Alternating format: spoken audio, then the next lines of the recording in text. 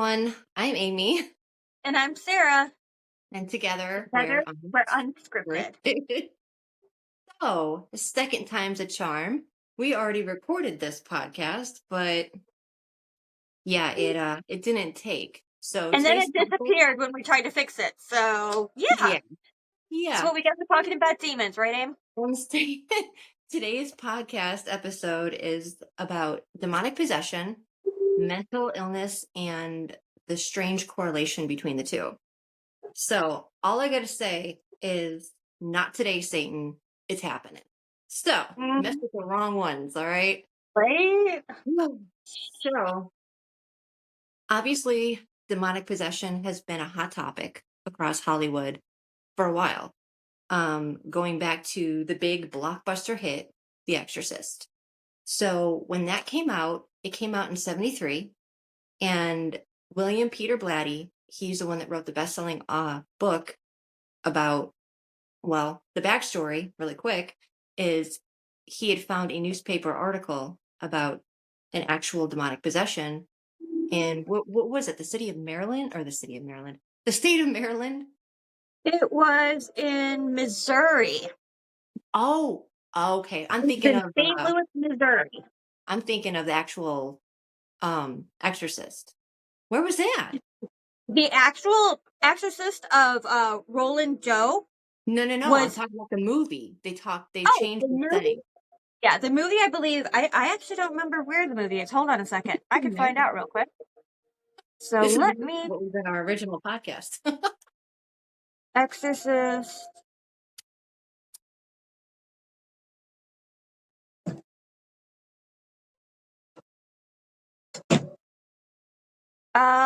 It was taken place in. Please tell me I'm Huh, right. hold on. I'm looking. Let's see. Um, why are you gonna be goofy and not tell me where this took place? Oh yeah, well, not even in like the Exorcist synopsis. I'm telling you, it was Maryland. We're just gonna say that it was Maryland until you fact check and prove me wrong or right. It was Maryland. Okay, well, we'll go with that. You can go ahead while I'm still looking it up.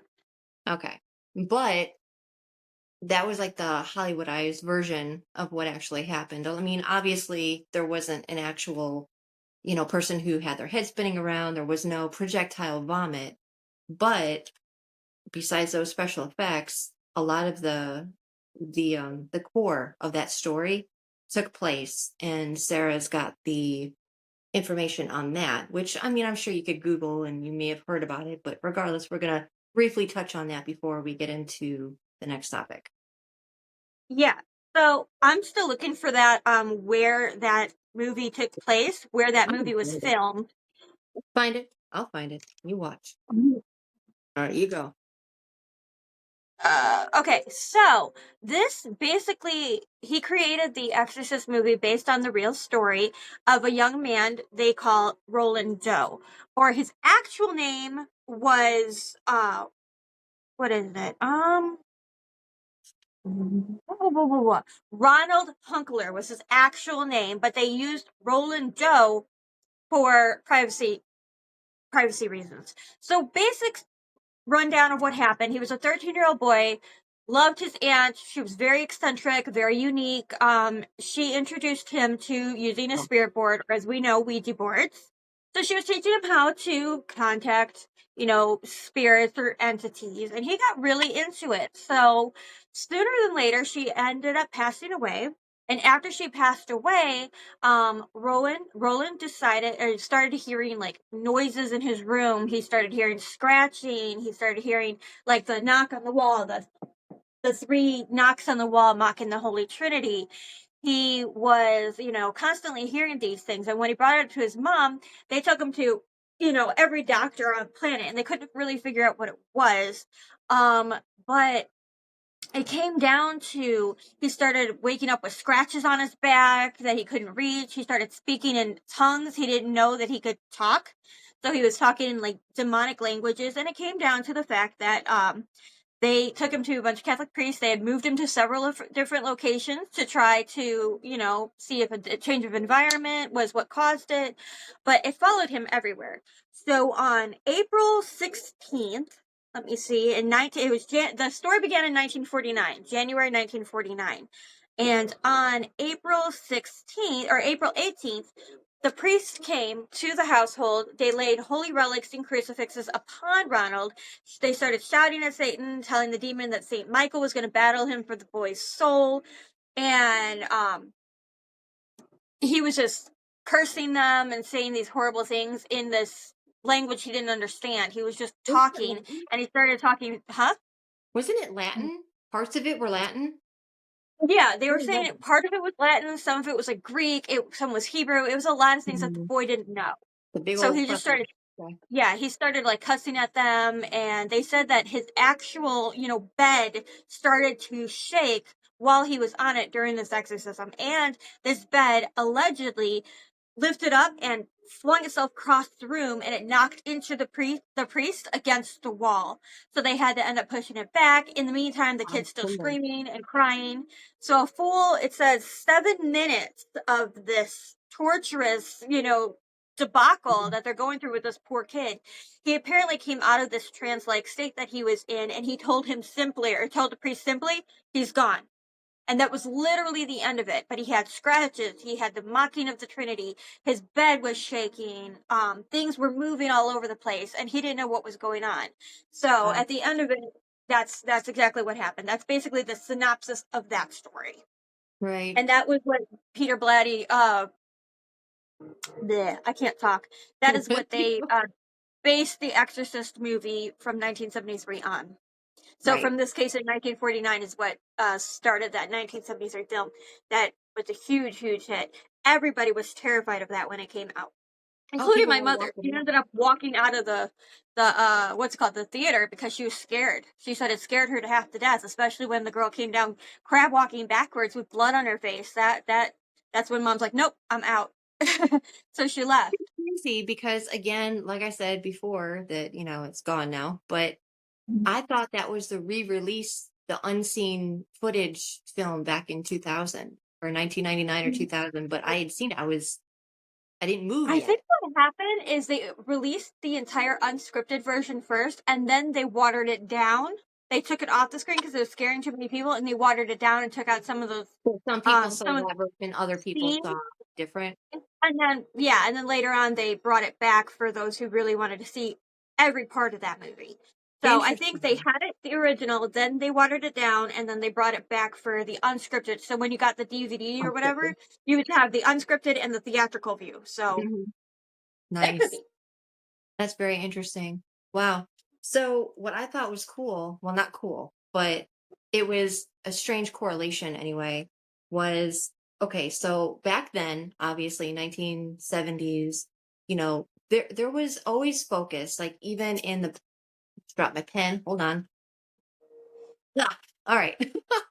Back in like the Bible, they even talked about exorcisms and just expelling evil spirits, and but still, like, I'm going off on a tangent here. Back in the 70s, they they were more inclined to believe in people needing a demonic exorcism versus today. So going from 1970s to, let's say, when The Exorcism of Emily Rose came out in 2005, it's more of a modern day approach to demonic possession.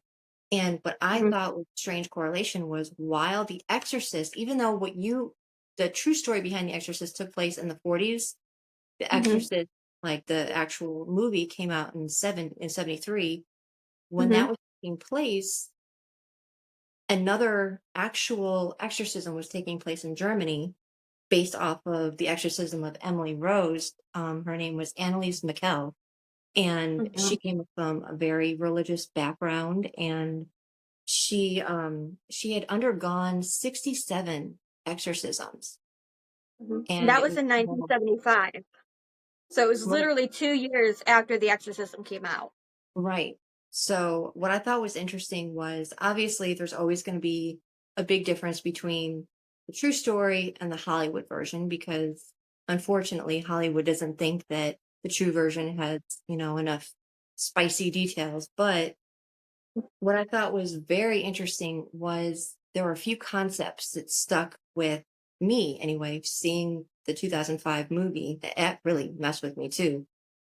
And things that actually were documented taking place. Like Annalise, apparently she kept a journal and she would, keep it to herself, but she would also like let her priests read it. And she did document that she had a dream that she saw the Virgin Mary and that she had told her, look, these demons aren't going to leave you. You can either come with me and be free, or you can stay and you can show the world that demons exist and they will know that demons exist, but also that God exists through you. And she said that Mhm. she chose to stay. And that to me was very powerful. And it makes me wonder, you know, the people that go through these things, do they actually do they have like a not a premonition, but do they have signs, omens leading up to, this event? Mhm. Yeah, I believe that everybody has things that lead up to these kind of intense revelations. So if you're possessed, you're going like in Roland Doe's case, the knocking or the knocking on the walls, the three for the Holy Trinity, he had three scratch marks. It's very these all took place before the exorcism. The furniture moving, he was hearing voices, he thought his mother was calling him, but his mother was asleep. He was trying to call out to them, but he couldn't call out to them. Something inside of him wasn't letting him talk. It was taking over him. He was having the shakes. He was sleeping all the time. He would they would find him on the floor, just laying on the floor, and they would see the scratch marks on the floor. They said it was from him, but he had no nails to make those things. So there are definitely signs of demonic possessions prior to the actual possession itself. You're always going to hear, something. You're going to hear noises. You're going to hear bells. You're going to hear voices, things like that, that would ultimately lead up to that, the actual possession itself. But, mental health is very similar in some aspects too. So I mean, it could be a lot of things, but I believe there's definitely, signs that lead up to it. And it could lead up a week before, 2, 3 days before, months before, even a year before. They can come up with these things they start hearing, and they just kind of brush it off like, hey, whatever. I don't, it's no big deal. I can handle it. I'm just hearing things. No, you're Right. not. There's something there. Yeah. So it's always something that leads up to it. I believe there is. It's not one day I'm fine and the next I'm possessed. Don't think that's how it works. I think it Well, takes time because entities need yeah. that energy to build up, you Mhm. know? What made me think about it was because the other night I was watching Final Destination, like the original, like the first one, not the original. Mhm. There's no remake, but you know what I mean. And It's a when good I was one. watching it I this love that. time, when I was watching it this time, even though this is like deja vu, we've already talked about this, but it doesn't matter. We're doing it again. Um, what I thought was interesting is that because I only watch up into after the airplane scene because Mhm. it gets a little bit too graphic for me. That's like the worst. The shower scene, no, thank you. But I noticed details now that I didn't notice before. So when Alex was boarding the plane in his premonition dream, he, when you're about to step onto the actual plane from the whatever what's called, what is it called? I don't even know, but it doesn't matter. When you're boarding the plane and you can see like the crack underneath where you can see like, maybe the carts that are going to check the undercarriage of the airplanes. One of them that was passing as he was about to step on, it had the number 666. And I never saw that before, and that kinda Mhm. sparked the idea in my head of, like, are there signs beforehand? Even though, Mhm. Final Destination is completely, different. It's a horror franchise that has nothing to do with, factual Yeah, but anything. some of those things can happen in real life Yeah. too. Like, Right. there's definitely synchronicities for sure. Yeah, yeah. Coincidences, there's no such thing as coincidences, you know? I struggle with that, but it's something that, I don't know. Like when people say, "Oh, well, if it's meant to happen, it will," or "It was already meant to be," and I don't know. I mean, there's a fine line because, was your loved one meant to have that tragedy? Like it's something that you don't want to get into. You don't want to believe that that was always part of their fate. I don't like that. But to touch on lighter subjects, if that's possible, and the demonic subject that we have today. Um, so when you see people today, like on the street, let's say that you're at a stop sign or a stoplight and you see like a peddler and they're holding up a sign. Sometimes they're just holding up a sign saying, in need of some spare change. Sometimes you see them walking up and down the street, or they're carrying on a seemingly weird conversation with somebody that you don't see. And you think it's easy for people to judge and say, oh, yeah, they're on drugs or whatever. But I've always wondered, what if they're not? What if they're Mhm. actually just in tune with something that we can't see?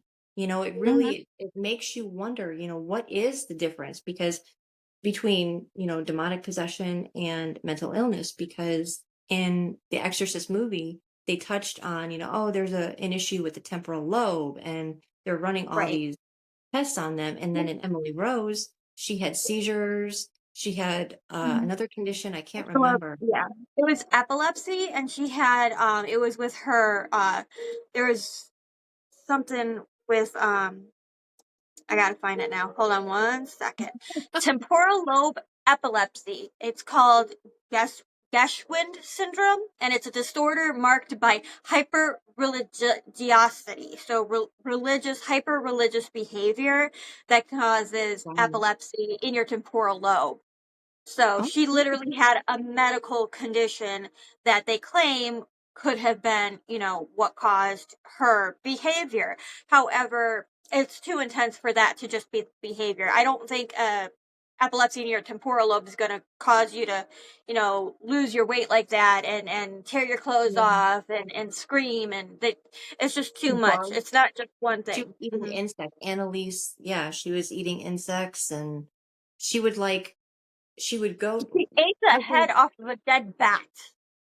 yeah, and on top of that, she would like jump up and she would jump or fall down to her knees repetitively, and like she was acting like she was gonna pray, but she had messed up her knees so bad. She had like Mhm. broken everything you could. Yep. Her meniscus were torn, everything. Like you don't to me, you don't do that. And I mean, I could be wrong. There are people, with all kinds of mental illnesses, people with dementia or Alzheimer's or, just paranoid schizophrenia, like they do or scared what is that? You mentioned it. It was schizophrenic. I If there's a schizophrenic disorder or schizoaffective disorder, there's also Schizoaffective. bipolar disorder. So Oh yeah. bipolar disorder with manic depressive episodes, I am bipolar, and I have manic episodes that some people think, I'm acting like I'm possessed. I go on these crazy binges where I'm like way, way up high and I feel like I'm higher than the world and I'm queen of all whatever. And then I get into these extreme lows where I'm depressed and I don't want to wake up. Bipolar disorder can cause manic episodes where you can go on crazy cleaning sprees. Some people deviate to worse things like cocaine and drugs and alcohol and sex. They're all intertwined in a mental state.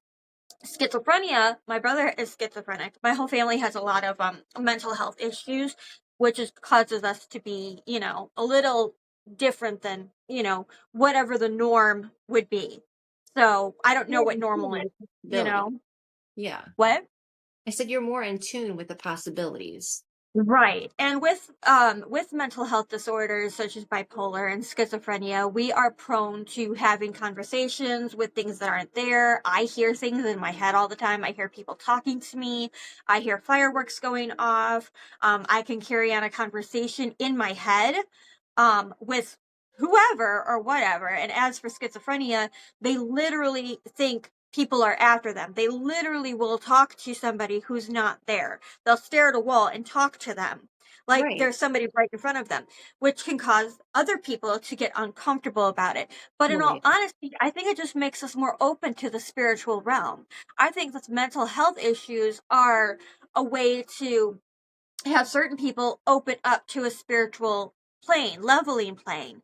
So I think it's a way to talk to angels and demons, like in Constantine. He was able to see demons and angels, and he said on this earthly plane, there's angels and demons that fight for for mankind.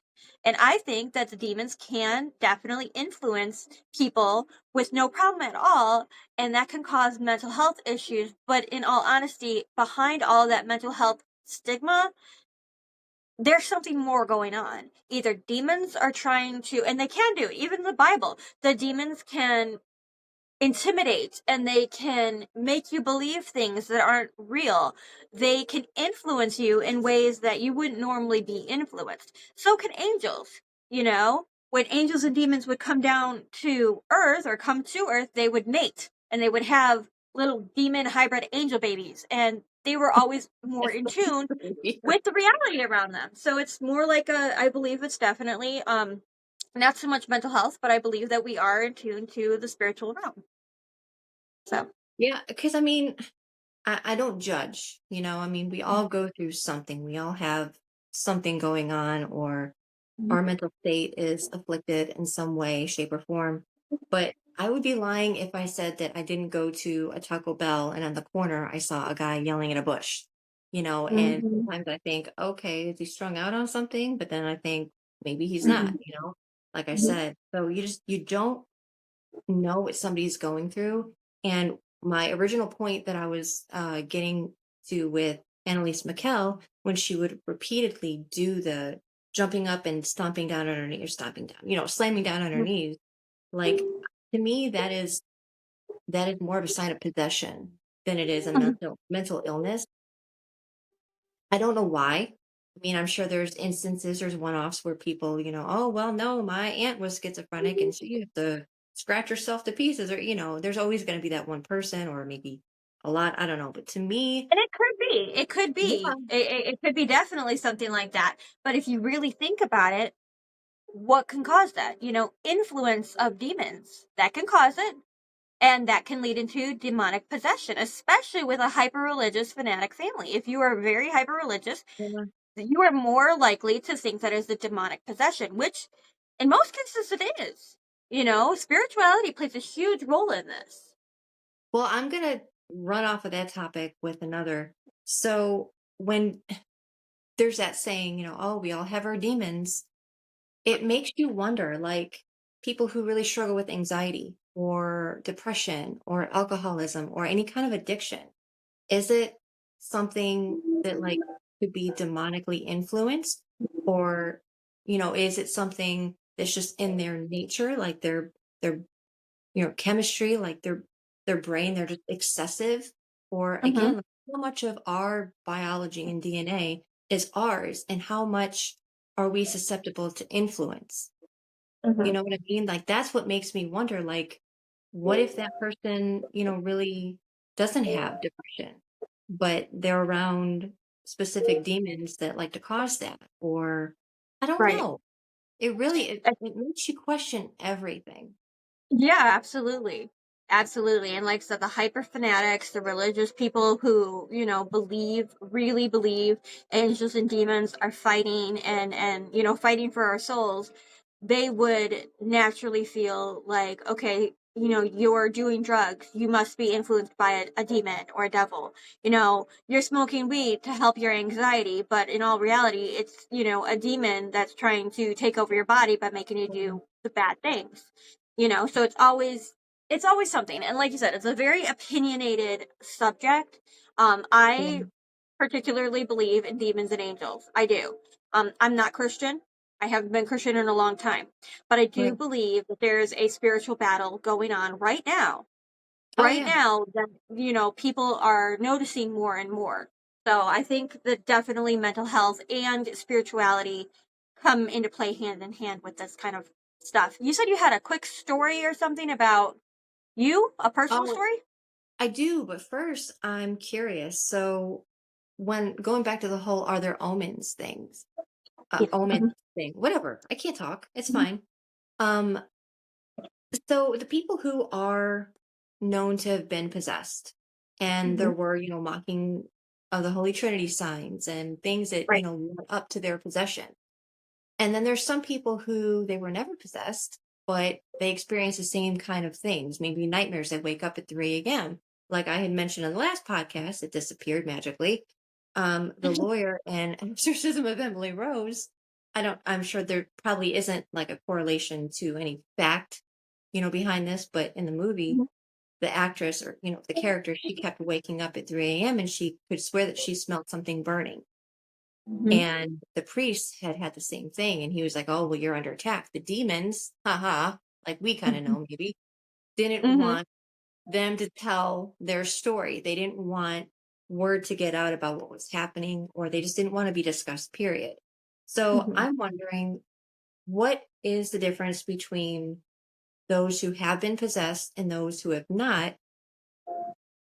Like, there's people who they've been in a really bad relationship. Maybe they've been in a relationship for 15 years. They've been married and it was very toxic. It wasn't always Mhm. that way, but it became toxic. And maybe they were codependent or whatever, but they didn't have the strength to leave the relationship until years later. And finally they can Mhm. say, yeah, I finally had enough. It finally took too much of a toll on my psyche. I had to leave. It Right. makes me wonder, is it the same in like the spiritual realm, like where people, maybe they were under so much duress and they were possessed, sooner, maybe I within 3 month Yeah, period I of mean, being. it could very well be. I mean, again, mental health and demonic possession could go hand in hand. If your relationship started out really good, everything was great, with their spouse, their boyfriend, whatever, everything turns out great in the beginning, but then it slowly goes downhill. There could be two things at play. There could be some demonic influences going on in the relationship. There could be mental health issues going on throughout the relationship.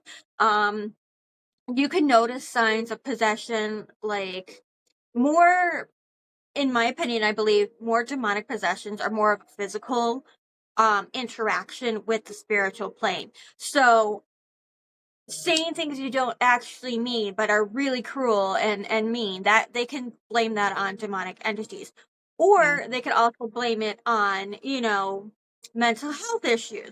So for example, if you're in a really crappy relationship and your boyfriend is just like a total jerk, he's a narcissistic jerk, okay, if you see them and he blames you for everything and always turns it around on you, things like that, there's some people who would say that maybe there's a demonic influence, in his ear, making him say these horrible things. Right. Or on the flip side, it could be he just doesn't want to get the help. He doesn't think he needs help. He doesn't want, yeah, he doesn't think he needs help. He thinks he's fine. He thinks that all his emotional status and things is because of something you did, whoever the girlfriend or the wife. He blames somebody else, anybody but himself. I mean, So people are that could just problematic. be, huh? People are just problematic sometimes. I get that. So yeah. Absolutely, absolutely. And if they're not willing to go and get the help that they need, it's not going to leave your relationship but in nothing but shambles. Your relationship is going to be over before you actually get to celebrate your relationship.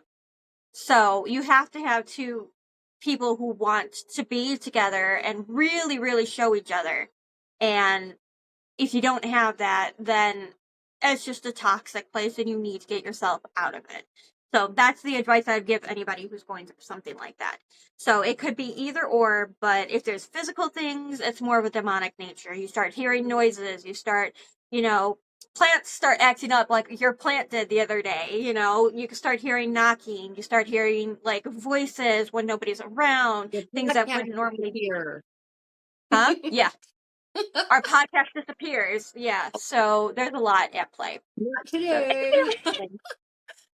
But so I guess maybe it's like character based or strength or resilience based and some demonic possession, you know, occurrences. Mhm, So like some people maybe they didn't like Emily Rose, she was like you said, they were hyper religious. So that was something that mhm, she could have, been more susceptible to. or some people Or they could maybe be just, more laid back, like in the actual The Exorcist movie in 1973. yeah. The mom was, busy working. It was just her and her daughter. Her daughter got bored. She discovered this Ouija board in her basement and just started talking to these things. And her mom, oh, it's just a game. It's just a game, not really thinking about it. And then when it was too late is when they found out, hey, that's more than just a game. Something happened. So it could be mental health leading up to it, or it could be just a fluke. You saw something in the basement, you thought it would be fun to try, why not? Or in Roland Dahl's case, his aunt introduced him to the spiritual realm. So always, always close those portals and say goodbye if you're going to use a Ouija board. By the way, it was Georgetown, Washington, D.C. I don't know where Okay. I got Maryland, but whatever. Maybe they said it in the, I don't know, maybe not. Maybe I'm just, it's a Mandela effect that exists only in my head. So, okay, so I've got a quick little story that I want to say. You already know about this, but Mhm. okay, so a few years ago, I went to a concert. It was my favorite band ever, still, have been forever, Garbage.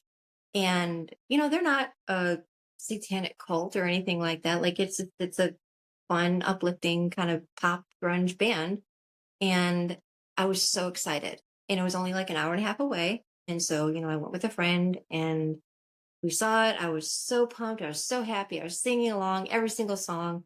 And it was a duo concert. So there was Garbage and then Depeche Mode was also going to be Mhm. playing. And most of the people that were there, they were there for Depeche Mode. And Mhm. so they weren't, up and singing. So it's kind of like me, just like, doing my thing, enjoying it. But we left after Garbage was finished. And by then, even though it was in the summer, it was still dark. And about halfway through the drive, my friend, we were listening to music, we were talking, and then we just got quiet.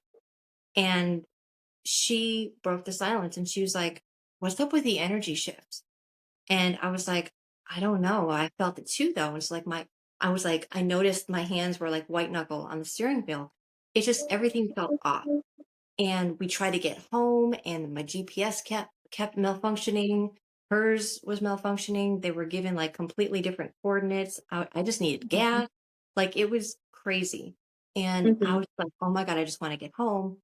And as you know, after I dropped her off and I went back home, it was not okay that night when I slept. It was like a sleep paralysis, but it was not sleep paralysis. Like I was being attacked by something. I saw something Mhm. that was holding me down, and you and your Right. husband had to help cut the ties with that. And so it makes me wonder. People, they say, oh, if you watch horror movies, if you listen to, Slipknot or whatever, which are awesome, by the way, you're bringing in the devil and whatever. But I went to a Garbage concert, like I wasn't thinking anything negative. So like, who's to say Right. like who brings what in and why? What makes somebody susceptible? What makes them a target for things like Well, this? that is a little bit harder. I remember you calling me the day after, and you were telling me, "Hey, there's something going on," and I could feel it. So, like I told you, I believe what happened with that is that you had an attack because you were not properly protected. You and I are very, very open individuals. We are very susceptible to the unknown. And you and I have been dealing with this since we were, knee high to a grasshopper. We've been having our own experiences. Yeah. But what happened that day was the fact that you did not bring any of your crystals with you. You weren't thinking about protecting yourself. You were just thinking about having a really good time. You weren't really Yep. paying attention to the surroundings. Now, it doesn't necessarily mean that it was the energy of the music, but it could have been the energy of someone around It could be you. anybody So, else. yeah, Mhm. and you absorbed their negative energy, which kind of Or became an something like a attachment. hitchhiker attached Huh? to them. Maybe it was something attached to them, or it could have been a hitchhiker on my drive home.